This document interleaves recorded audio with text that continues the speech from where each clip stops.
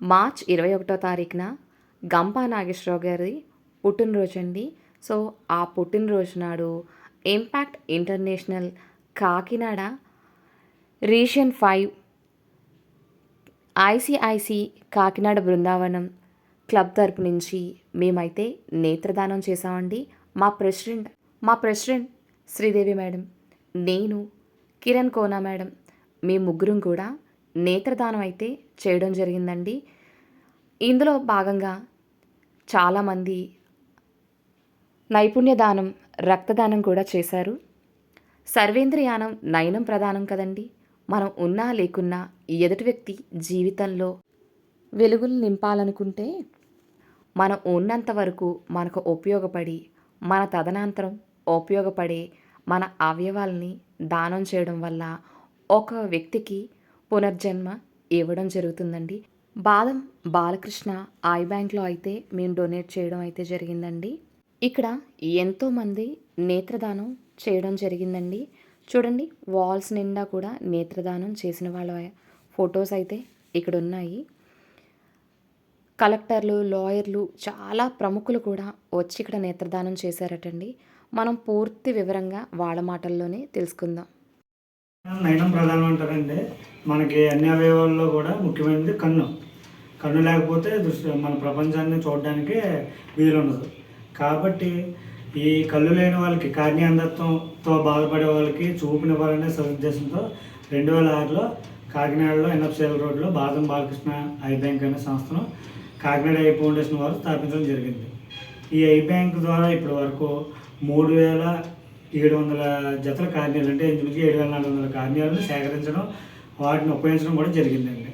చాలామంది నేత్రదానం అంటే అపోహపడుతుంటారు. కనుగుడ్డు అంతా తీసేస్తారేమో, కనుగుడ్డు తీసేయడంతో బాడీ అంధకారంగా తయారవుతుందేమో అని చాలామంది అపోహపడతారు.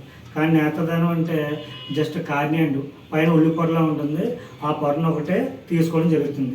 ఒక వ్యక్తి చనిపోయిన తర్వాత 4 నుంచి 6 గంటల లోపల వారి కుటుంబ సభ్యులందరూ అనుమతితో మేము వాళ్ళు ఫోన్ చేసి సమాచారం అందిస్తే మేము వెళ్ళి బాడీ ఎక్కడుంటే అక్కడ మేము వెళ్ళి తీసుకోవడం జరుగుతుంది.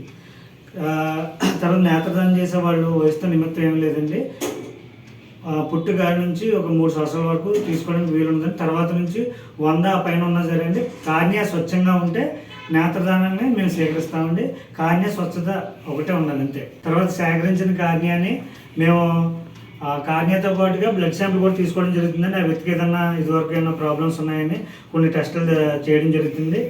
ఆ కార్నియాకి వివిధ పరీక్షలు నిర్వహించిన తర్వాత మన చుట్టుపక్కల ఉన్న కంటి ఆసుపత్రికి పంపించడం జరుగుతుంది.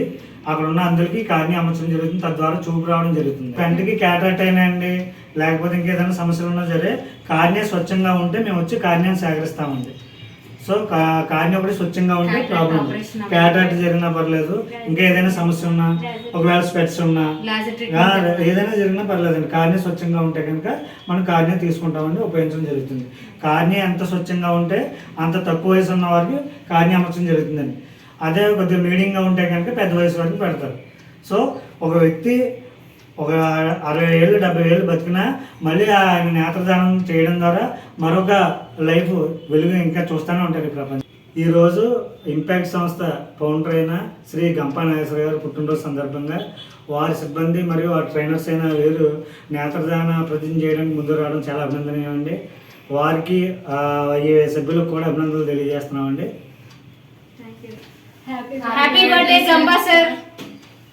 అంతేకాకుండా బద్దం బాలకృష్ణ గారి క్లినికల్ ల్యాబ్లో మనకి చాలా తక్కువ రేటుతో కేవలం ప్రజా సౌకర్యార్థం ప్రత్యేకించి ఓపీ వైద్య సేవలు 50 రూపాయలు మాత్రమే నామమాత్ర రుసులతో చేస్తున్నారండి.